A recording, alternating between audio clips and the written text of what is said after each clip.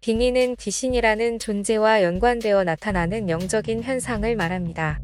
귀신과 연관되어 나타날 수 있는 현상들에는 무병, 악몽, 가위눌림, 기적, 다중인격, 원인을 알 수 없는 간질, 각종급사, 만성 통증, 무기력증 등이 있습니다.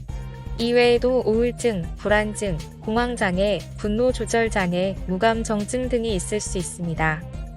신들림은 귀신이 들어왔다는 점에서 빙의와 유사한 용어이고, 무병은 신내림을 받아 무당이 되는 강신무가 되기 전에 앓는 병으로 무속인이 되는 과정에서 나타나는 것입니다. 악몽이나 가위눌림은 반드시 무속적인 것과 관계가 있는 것은 아니며 꿈을 꾸는 평범한 일반인에게도 나타날 수 있는 현상입니다.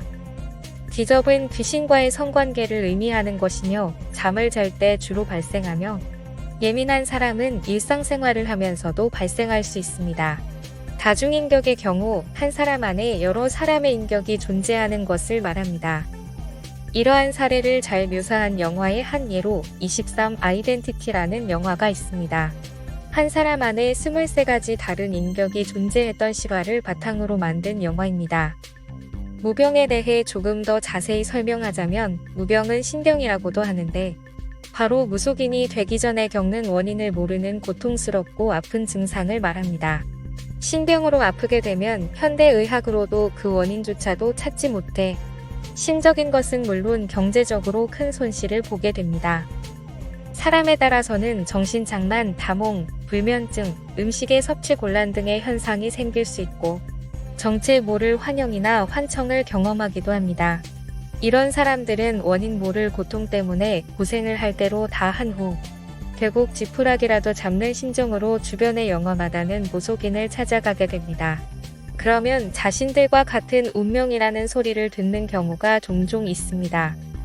그리고 무속인이 될 운명을 받아들이지 않으면 본인이 큰 손해를 입거나 가까운 가족이 대신 피해를 당하게 될 것이라는 이야기를 듣게 됩니다. 이런 경우 대부분이 무속인의 길을 가게 되는 경우가 많습니다. 이런 무속인의 한결같은 공통점은 큰 재앙, 사업 실패, 우울증 같은 심적 고통, 원인 모를 질병 때문에 신내림을 한 후 무속인의 길을 가게 된다는 것입니다. 이러한 빙의 증상 중에서도 초기 단계의 사람은 닥터 소울 채널에 소개한 가위손 요법 영상에 따라 자르기 명상을 하면 큰 효과가 있을 수 있습니다.